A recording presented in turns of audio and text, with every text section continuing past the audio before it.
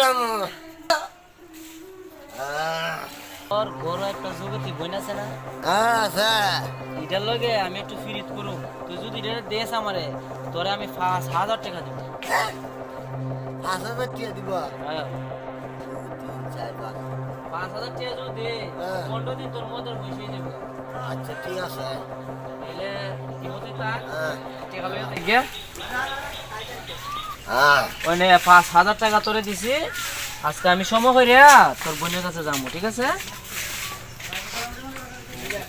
কতলা টাকা দিছে আমার? তুমি আমার দিলে টাকা দিবা, টাকা দিবা আমার বোনে যাইবা, বুঝছনি? আচ্ছা আচ্ছা, তুই যাই গিয়া তোর বোনের কইস, আমি সময় কইরা আইমু। দিলে টাকা দাও না, বুঝছনি? দোকানে আমার বোনে যাবো। আচ্ছা তো যা আই সাদিয়া, সাদিয়া যা।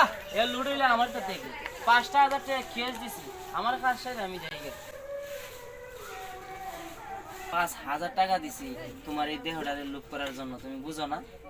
ভাই টাকার জন্য আমাকে এই কাজে পাঠিয়ে দিছে। আমার এত কথা শোনার দরকার নাই, আমি তোমার কাজ করে দিই, শেষ সোজা কথা।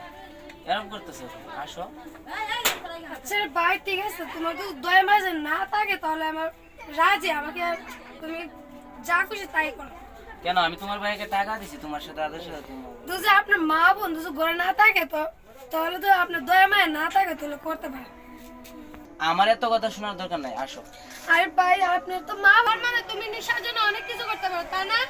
আমার চোখ যেদিকে যায় এদিকে চলে যাবে, তুমি তোমার নেশা নিয়ে থাকো। হ্যাঁ যা, তুই জাকার নামে চলে যা, আমার কিছু